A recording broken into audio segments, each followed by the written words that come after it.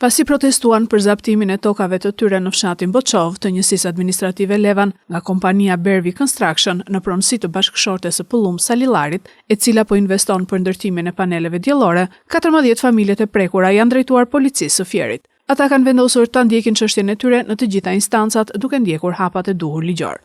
Fillimisht ata protestuan pranë tokave të tyre 3 ditë më parë, ndërsa paraditën e sotme i janë drejtuar Komisariatit të Policisë Fier për të bërë një kallëzim kolektiv.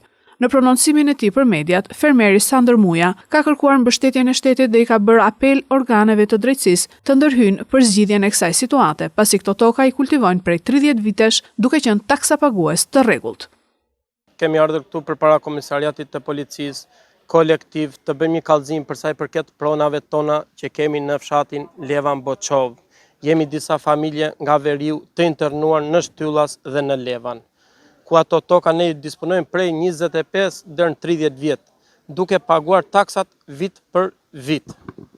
Dhe neve sot shohim që një kompani vjen dhe na dhunon pronat tona që ne kemi me aktin e marrjes toks në pronësi. Kemi një status të veçantë për ato prona që jemi pajisur nga ky shtet. Kërkojmë një zgjidhje përpara Komisariatit të Policisë, do shkojmë brenda, do bëjmë një kallëzim kolektiv për të problematikën tonë.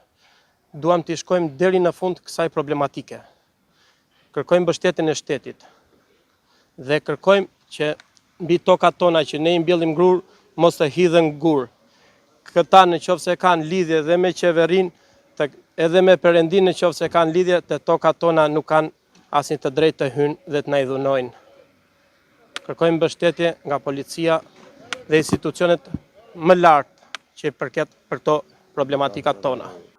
Ata shprehen të vendosur në kauzën e tyre, pasi tokat që kultivonin deri një vit më parë janë i vetmi burim të ardhurës.